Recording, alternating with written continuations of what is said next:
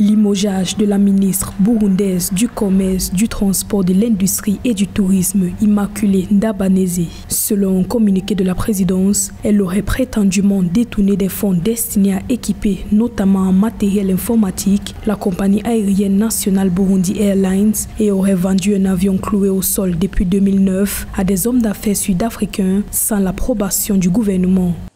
Considérant que les actes de la personne concernée risquent de compromettre l'économie du pays et l'image du Burundi, l'honorable Immaculée Ndabaneze est démise de ses fonctions de ministre du Commerce, des Transports, de l'Industrie et du Tourisme.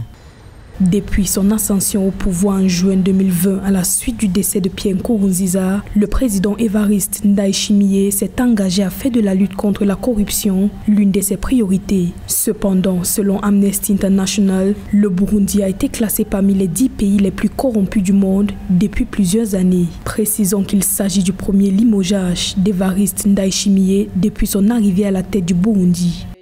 Nous sommes en face d'un problème qui larve le pays, d'une vraie maladie au niveau national. La décision du limogeage de la ministre du Commerce a été surprenante. Le pays a besoin que le gouvernement prenne vraiment des dispositions contre la corruption, mais le problème est que la corruption est devenue endémique. Dans le gouvernement même se trouvent des personnes à qui on ne peut pas demander leurs biens mal acquis, des biens ostentatoires que tout le monde connaît, dont le Premier ministre qui est l'un des hommes les plus riches aujourd'hui, alors qu'il y a quelques années, il n'avait rien. On a l'impression qu'un régime déjà englué où le président a déclaré il y a en tout cas moins de 2 mois, qu'il ne s'attaquera pas au fait de corruption antérieure à sa prise de pouvoir, ce qui est surréaliste, mais qui ne s'attaque que finalement à des personnes vulnérables.